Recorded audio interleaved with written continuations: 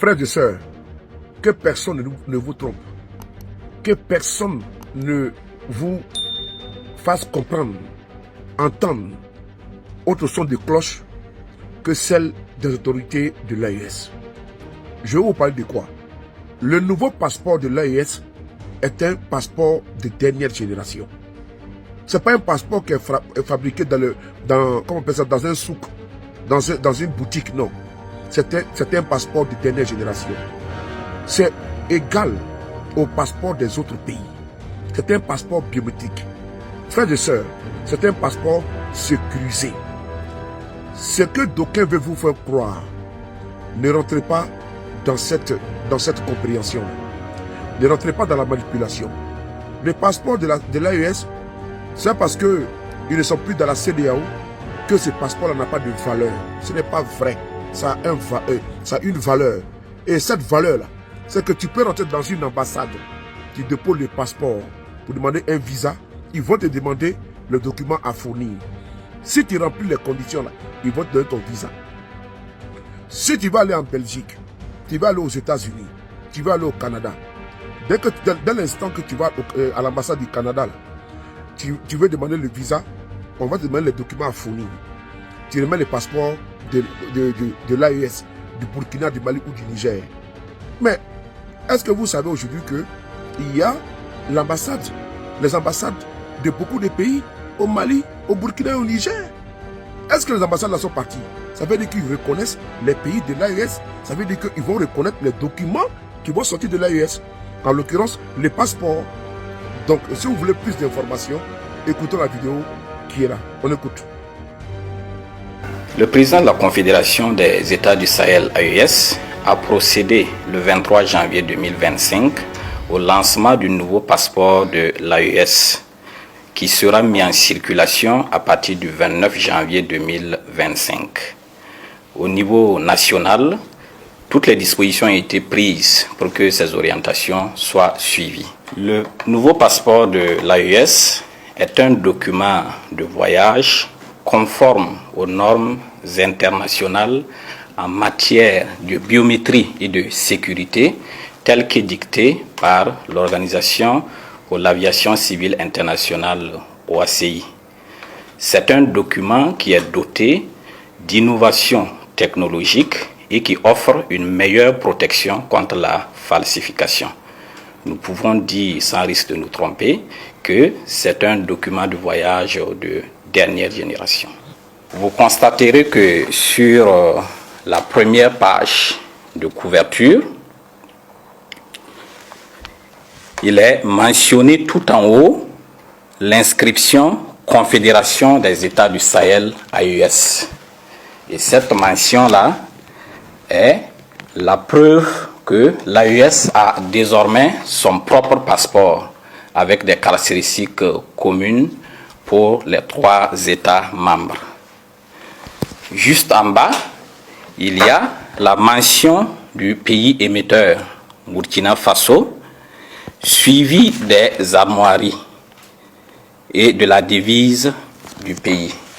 Et à ce niveau, il est important de souligner que le passeport AES du Burkina Faso prend en compte la nouvelle devise « La patrie ou la mort, nous vaincrons » qui a été adoptée par l'Assemblée législative de transition.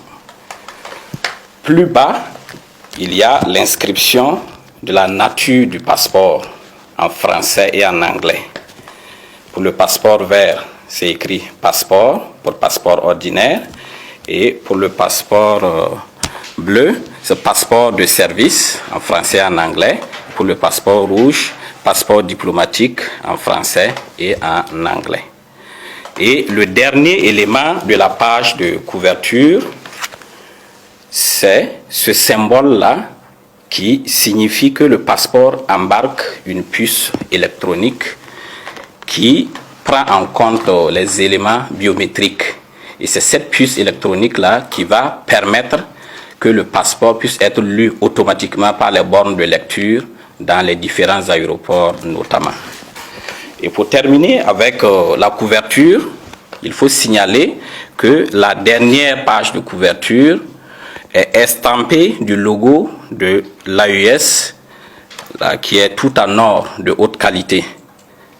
Donc c'est encore une fois de plus la manifestation donc de l'existence du passeport de l'AES. Il faut signaler également la page en polycarbonate, qui est la page de données.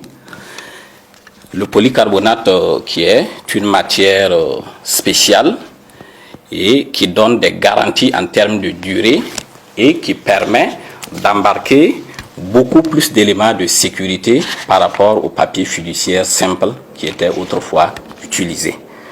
Et également sur la page polycarbonate, vous verrez apparaître la devise du pays, la nouvelle devise, la patrie ou la mort, nous vaincrons.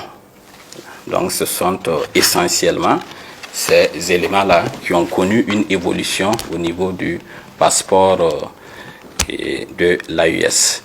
Alors nous pouvons donc dire que le passeport du Burkina Faso est vraiment conforme en tous ces éléments aux spécifications techniques du passeport AES, telles que arrêté par les ministres de la sécurité des 3 pays et validé par les chefs d'État des pays membres de l'AES.